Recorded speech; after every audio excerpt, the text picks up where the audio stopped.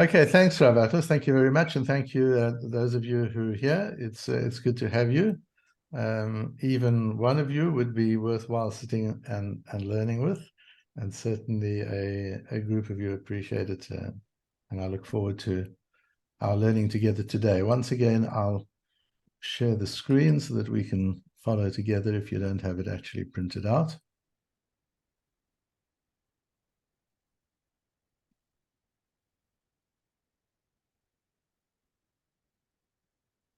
And you see the title of the shir, Ufana el ha'achva velo fana el hamiriva, and you'll see the relevance and the importance of that in a moment.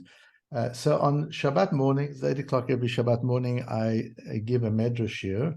And during the week, as you know, I do the matmonim shir. The matmonim is on one idea from the Daf Yomi, and the medrash shir is on the parasha. But the purpose of the medrash shir is both to deal with the parasha, but more important to convey an understanding of medrash, how to learn medrash, and how to apply medrash to life.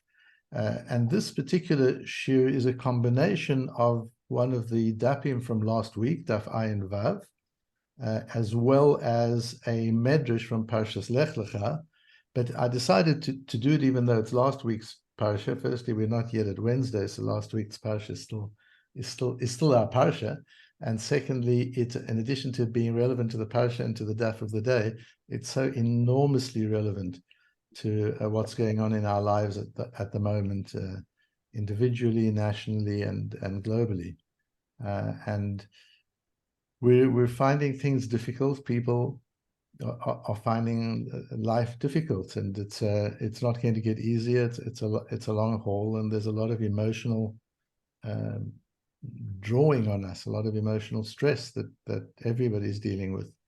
And so any inspiration and guidance that we can find from Chazal is just so very, very powerful. Interestingly, as I'm sure many of you commented and noticed last week, the parasha dealt with a case of kidnapping, the first recorded kidnapping in history, which was the four kings kidnapping Abraham's nephew, referred to in the pasuk as Achiv, as his brother, and we'll see why. Vayishma Avram ki nishba Achiv, and when Avram heard that his brother had been captured, Vayarek et chanichav, and those are the words we're going to be focused on. He equipped his students, his yeshiva, Yelidei Veitor, those who were part of his household, who he'd raised, who he'd brought out. Shmona Asar u'shlosh meot, altogether there were 318 of them. Vayirdof ad Dan, and he pursued them up to Dan, and we'll see why that's important. So the Medrash goes into 5 different meanings of the word Vayarek.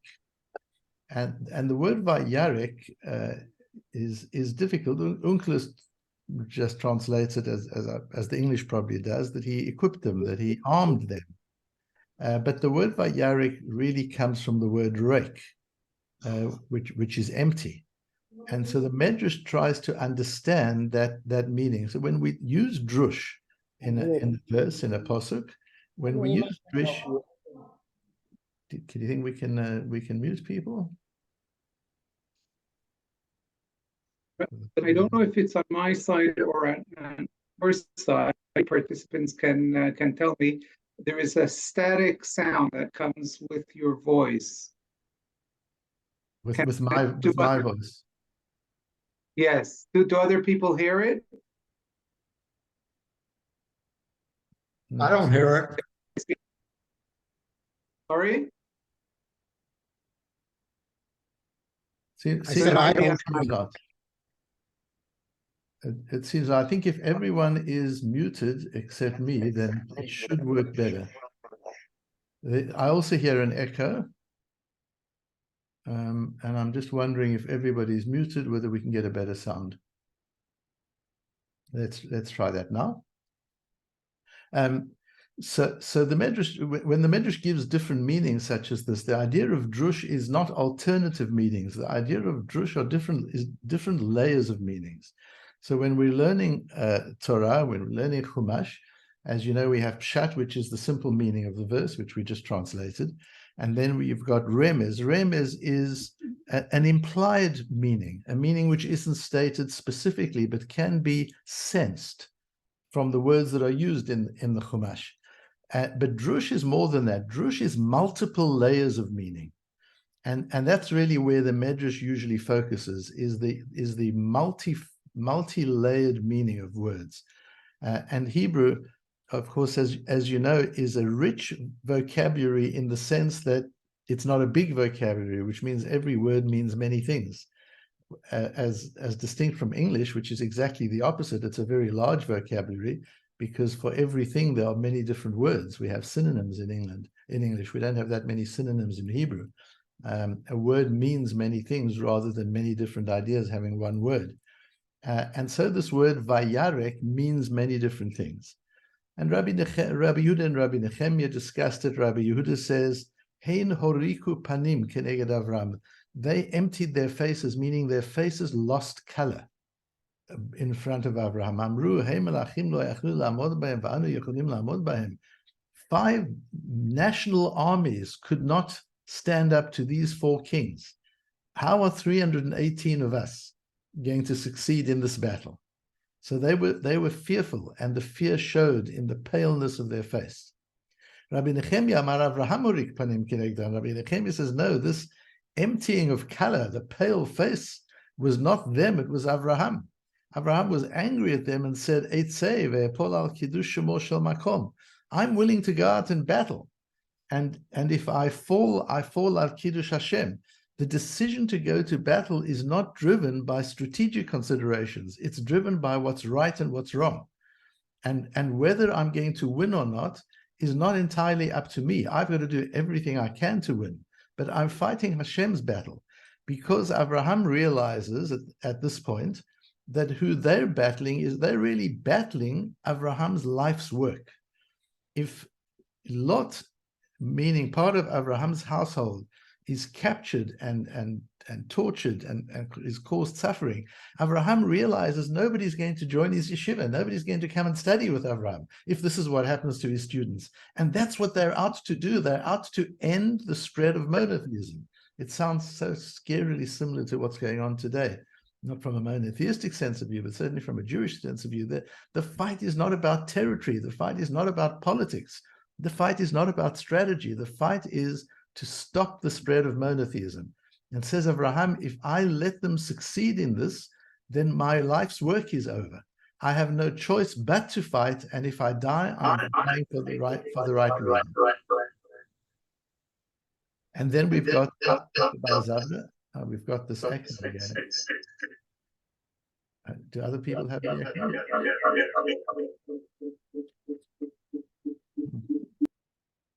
I have this strange echo that's coming. All right, let's try it. That's better.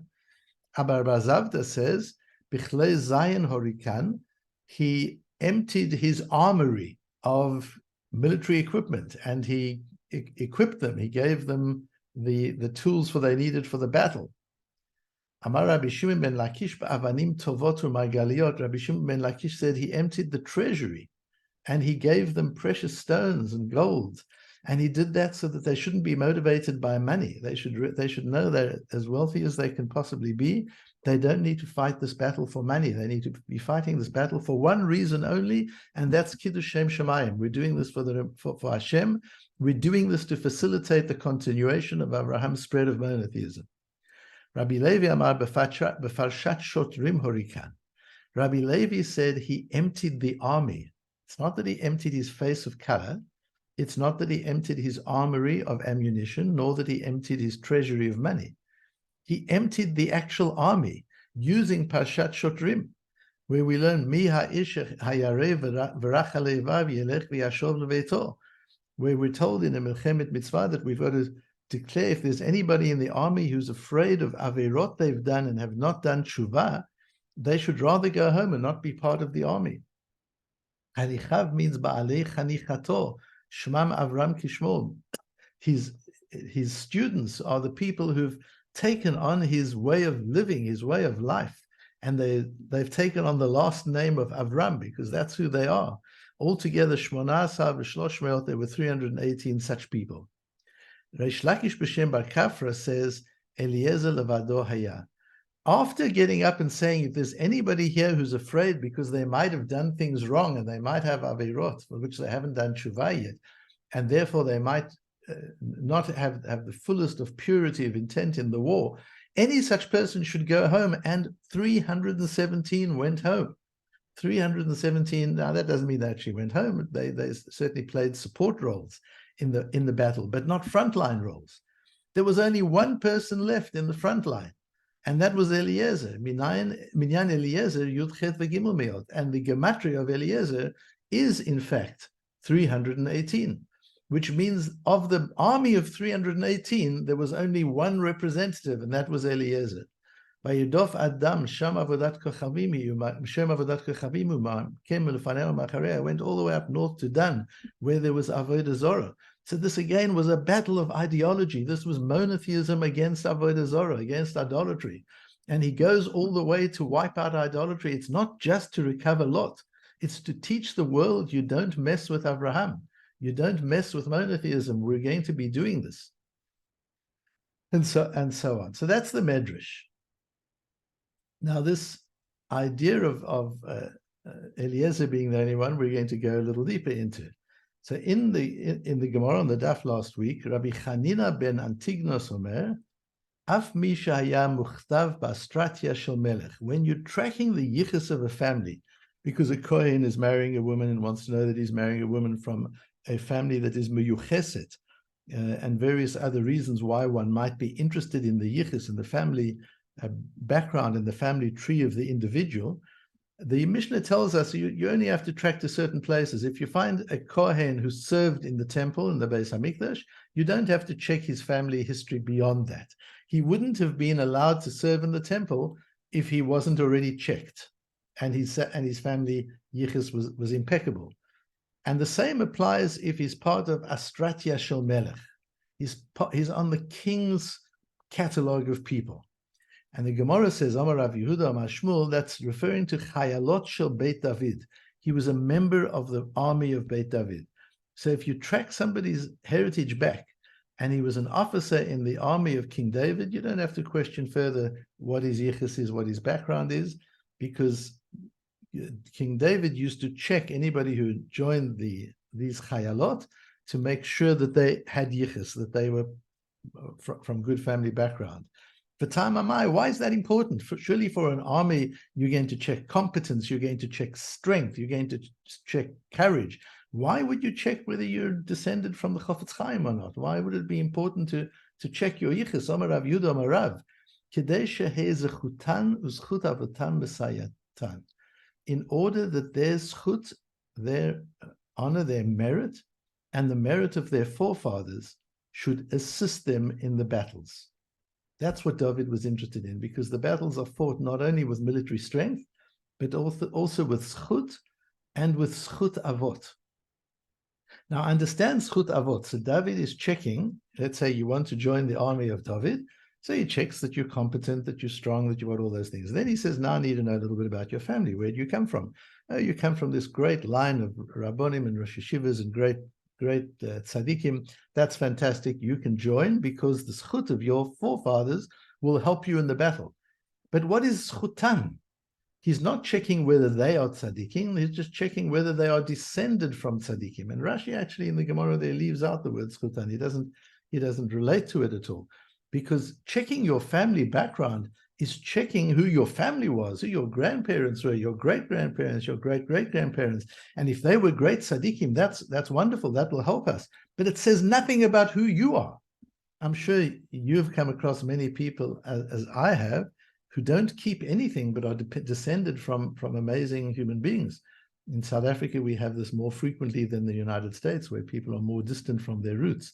But in South Africa, just about everybody was only 2 or 3 generations away from, in most cases, great Rabbonim and great tzaddikim from Lithuania. But they weren't all tzaddikim themselves. A lot of them were not even keeping the mitzvot. So having yichus doesn't mean you're a tzaddik. It means your grandparents were tzaddikim. What does it say about you? And why does the Gemara say, why does Rabbi Yehuda say in the name of Rav, Kedei shetehei zechutan uzchut avotan mesayatan? What has zechut avot got to do with your own zechut? What has your family background got to do with who you are as an individual? And we'll clarify that as we go further. But we'll refer to the Gemara a few daf earlier, where the Gemara says also something astonishing. When the Ribbono Shel Olam introduces his presence, his Shechina, into the Jewish people, Ein mashre ela al mishpachot meyuchasot shebi-Yisrael. He rests his presence into the families that have yichus. And again, the emphasis is on the yichus, on the family background, not so much on the righteousness of the individuals in our generation. In the present generation, it's much more about who they were in the past, who the families were. Why is that so important?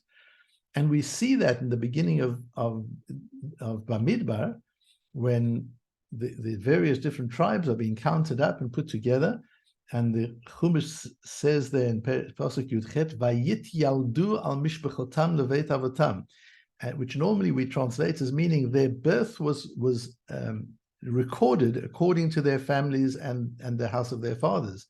And Unclus translates that as Va'it yachsu. What they referred to there was their yichus, which the Ramban says means each individual said, "Ani ploni noladati leploni," I am so and so. My father is so and so. Mimishpachat ploni, I come from such and such a mishpacha. Shehu l'shevet Reuven, that is from the shevet, from the tribe of Reuven, or of Levi, or of Yehuda, or of Shimon, whatever the tribe was. But what they were required to do was to link their present existence to one of the Shvatim. Because if they are one of the Shvatim, they are sons of Yaakov Avinu. They come from Yaakov, we then know that for sure. And their yichus is sure. We know who they are. So we see there's that need to track back to Yaakov, to Yitzchak, to Abraham. And the Seforno says, using our Gemara, that Haita Kavana Lishmor Yachasam Shizchut Avotam Mesayatam. We want to make sure that these are the people who are going into the army, and we want to make sure that these are all people who have Zechut Avot, who have not only their own merit, but they also carry with them the Zechut, the merit of their forefathers. And bringing our Gemara, She'ena Shechina Shura El Al Mishpachot Meyuchasot BeYisrael, because the Shechina, which we're going to need in battle, the Shechina rests itself among the families that are Meyuchasot, meaning that are descended directly from Yaakov, from Yitzchak and Abraham, not any that joined the Jewish people at a later stage. Those people might be great tzaddikim. There are Gerim, we had Shmaya and Avtalion and many famous Gerim. Onkelos himself, we've had many famous Gerim who are great tzaddikim, great Talmidei Chachomim, great leaders of the Jewish people. But this particular quality of going into war, being assured of God's presence, needs Zchut Avot. It needs a linkage back to Avraham Avinu. And here we come to the Rabbeinu Bechaya, or Rabbeinu Bachya, as some people call him. And let's look at the second paragraph, where he deals with our medrash. Uva medrash, says Rabbeinu Bechaya, Yudchet u'shlosh meot ze Eliezer she'oleh b'gematria shin Yudchet. This number of 318 refers not only to the initial army of Avraham, but also to what remained of the army. What remained of the army was one person, Eliezer, and Eliezer was 318. Yesh v'yesh lishol, ki lefi hamedrash hazeh 18 או 300 אינו כפשוטו, אלא חידה על Eliezer לבדו. The pasuk then, when the pasuk tells us in the beginning that he gathered together 318 people, says Rabbeinu Bechaya, that means it's not to be taken literally. There weren't really 318. There was only Eliezer, and it's just a hint. It's just a suggestion. But what's the pshat of the pasuk? What does it really mean? And the verse has to be understood in its simple way as well. You can't only understand the drush. The Torah gives evidence clearly, states a fact. There were 318 people in his household, and those were the 318 men he planned to take to war. Aval inyan haya, but explains Rabbeinu Bechaya, and here comes just such an important and amazing principle for us to carry with us through these times. Ki kol hamispar hazeh hayu yelidei beito shel Avraham ochlei shulchano. Yes, the 318 was his total army, the total number of people who learned in his yeshiva, who sat around his table, who were part of his household. Ve'achar shenizdarez latzet lamilchama mi'et otan v'riknan. But he then filtered the 318 down, and he decided only to take tzaddikim, only to take those who were up to the standards he was looking for. Because lefi shehazchut hu hamenatzeach lo ribui am. And that's a phrase we should carry with us right through this war and for the rest of our lives. Because what brings about victory is zchut, not the numbers of people.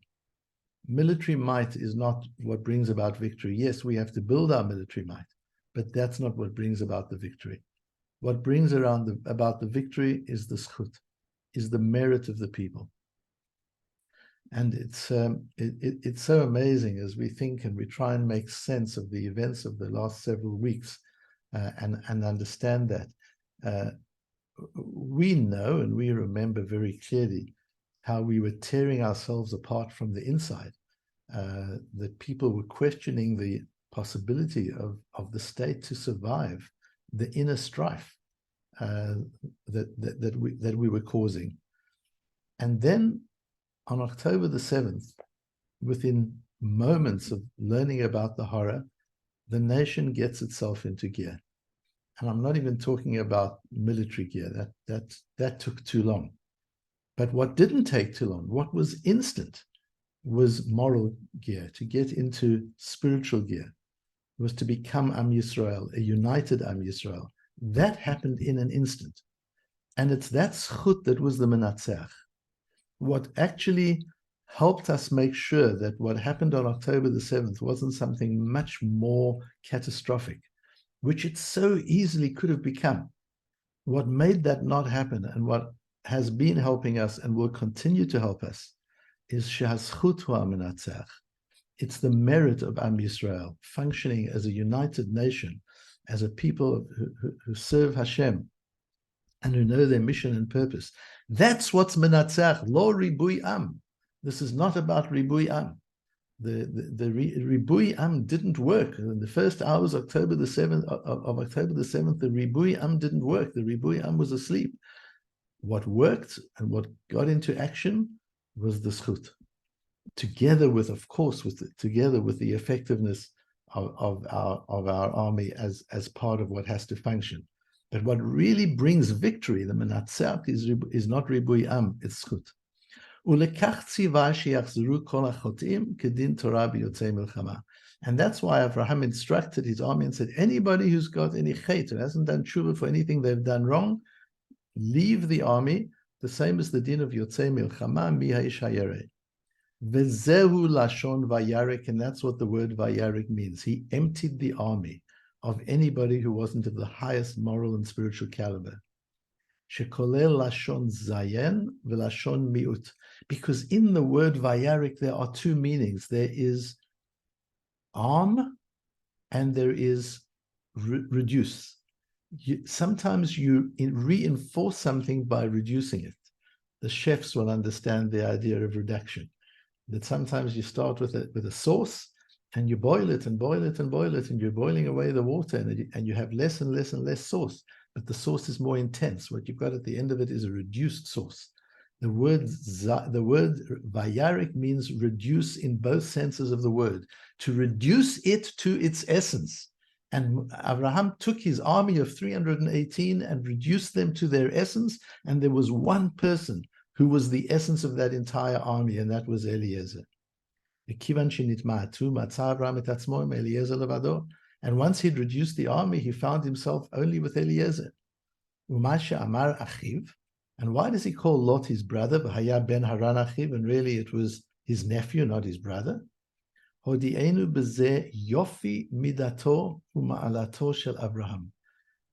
Torah teaches us with this the beauty of Abraham's character and his elevated stature as a human being. Ki kinei el hadavar ufana el ha'achva velo fana el hameriva. Because he became passionate about saving Lot, turning to the brotherhood and not to the argument. There'd been machloket. This was such a repetition of our times. Avraham and Lot had a fight. They'd separated. They weren't able to stay together. There was machlokes between them. But the moment Lot is captured, Avraham drops any thought of the merivah, even though the merivah was l'shem shamayim, and Avraham was right, and he knew he was right, and he was fulfilling Hashem's will, but not at a time of danger. The time of danger is not a time to be worried about merivah. Ufana el ha'achva. Avraham turns to the brotherhood, and he drops the dispute. He drops the dissension. Shaya beinehem. He went about it as if it was his brother. And we've seen this in front of our eyes. And I've said to so many people who from overseas have asked me, are you okay there? Wouldn't you like to come back to the States for a while? And one of my answers is, this is such a privilege to watch. With all the heartache and with all the sadness and with all the worry, to see Am Yisrael come together, to see Ufana el ha'achva velo fana el hameriva, that is such a privilege, and that is so inspirational. And our work is going to be afterwards.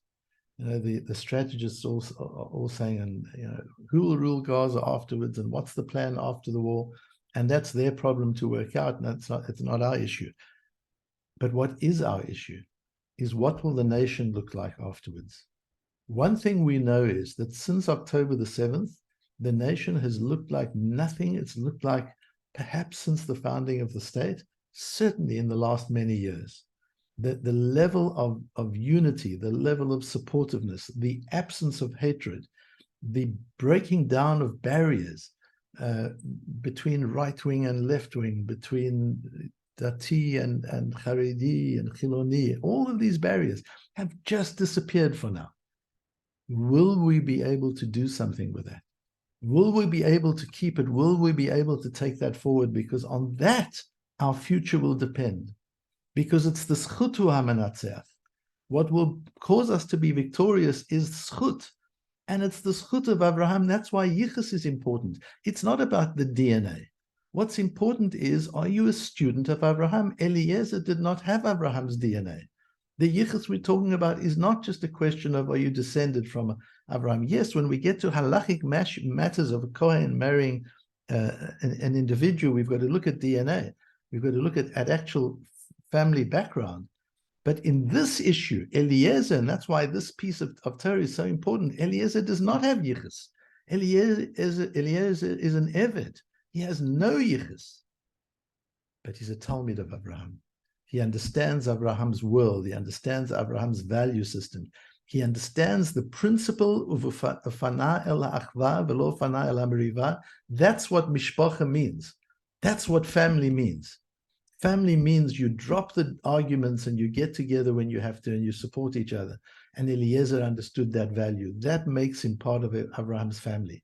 That gives him the yichus of Abraham. And when the Gemara says the Shechina is only shoire, the Shechina only rests with people who have yichus, it means people who understand this principle, people who come from Abraham, people who've absorbed the value of Abraham, people who put family before arguments, and they're able to come together and they're able to do what's right together as one family. That's what the yichus is that we're talking about. That's what's so important. And when the Sforno says that it's the Shechina is shoira al mishpachot miyuchasot b'Yisrael, because hakavana is lishmor yechsam shizchut avotam b'sayatam. It's the zchut of Avraham that keeps us going, and that's why you've got to track your yichus back to Avraham. And if you can't track your yichus familiarly back to Avraham, at least track your yichus from a values perspective. I have absorbed the values of Avraham Avinu, and I put family first. And for me, this Jewish people is my family. And I'm sure you share my view as we're looking at what's happening around the world, is this might become quite a lonely journey for us as our friends overseas drop away one by one. due to the pressure that we're going to find in the media. If this is a long battle and we have to keep going, as we certainly do, then we need to understand that we will have friends dropping away as we go, and it'll be a lonely battle. And all we will have is each other. We will need each other. We will need to, we certainly won't be able to afford meriva. We certainly won't be able to afford any sense of arguing between each other. We will need the support, the love, the caring of one another. We're going to have to put mishpacha first, because no other mishpachas are going to be helping us in doing what is not only our job, but is their job as well.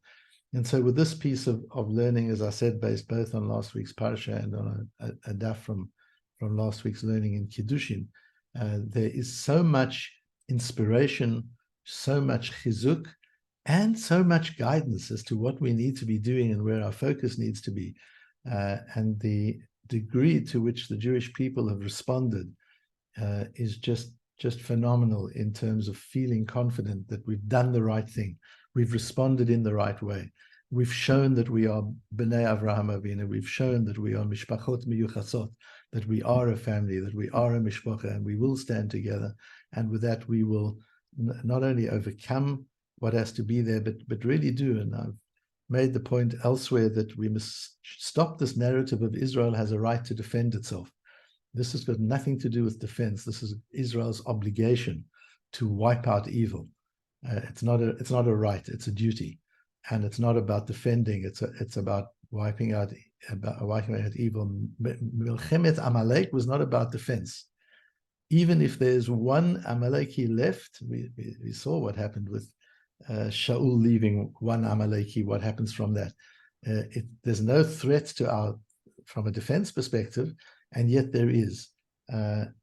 We have a moral duty to ourselves, we have a moral duty to the world, and hopefully we'll have the moral courage to be able to see it through, which again, with our schut, with the sense of national support of each other, for each other, we will be successful in doing that, even if our friends drop away from us and we're left without friends, only with mishpacha.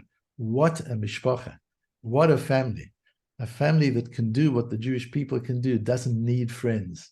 We can do it on our own if we have to. And Mirz Hashem, we'll see the Nisim and we'll understand as it unfolds what the bigger plan really was. So let me take a few questions and then we'll be through Fred. Just two comments. One, the word Vayarek, we were trying to explain it. You take the gematria of Vayarek, 316. You add Avram and Eliezer, you get to 318. That's really nice. Thank you. The second one is it's a well-known medrash, and just on your theme. Rabbi Elazar Kapar Omer, Gadol HaShalom, Shafilu Yisrael Avdim Avodah Zara, Osim Ba'akuda Achat, Ein Midat Hadin Pogat Lahem. And we all have our own theology. Do I have to, Rabbi, do I have to translate that? You're muted. I think we could. I think whoever is here, maybe the gist of it. All right. It says that there are three cardinal sins. The worst one probably is avodah zarah, and yet this Tana says that even if the Jews do avodah zarah, but they do it together in unity and shalom, that the attribute of justice will not hurt them. And we all have our own theology of why things happen. We none of us understand God and his ways, but my own theology is that I think Hashem hates internal strife among the Jews worse than anything. And as you said earlier, in the last year, it's gotten to a crescendo where even friendships break up, and sometimes even within a family there are breakups. And then you all of a sudden have this thrust upon us, and all of a sudden, all that strife almost melts away, and you get to one. none of us understand God's way, but for me, that is a big factor. Fred, you're right. We don't understand God's way, but we are obligated to learn midah keneged midah. That we are obligated to try and understand so that we get the message. Because if we don't get the message, we won't fix what's wrong. And that's why we have midah keneged midah, that Hashem punishes in the ways that give us clues as to what is wrong. So in this case, I agree with you. It's so very clear. I refer you on YouTube to the shir I gave on Tisha B'Av, where I said we're going to lose Eretz Yisrael if we don't stop this, if we don't fix this. We're at risk of losing Eretz Yisrael, because it has no right to exist if we're destroying ourselves with machlokas. And that happened 2,000 years ago. You had Talmidei Chachamim, Exactly. Shomrei Mitzvos, Exactly. but you had Lashon Hara. The first temple was destroyed with the 3 cardinal sins, and the whole exile was 70 years. Here with Lashon Hara and the division was 2,000 years. Yeah, absolutely.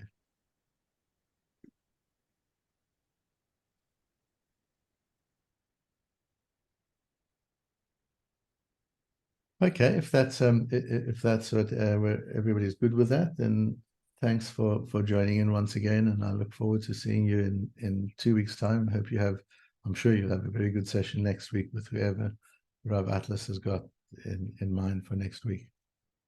Thank you very much, Rabbi Lapin, and we'll take a short break now, or not too short, 20 minutes. We'll see you again at 11 o'clock. Thank you. Thank you.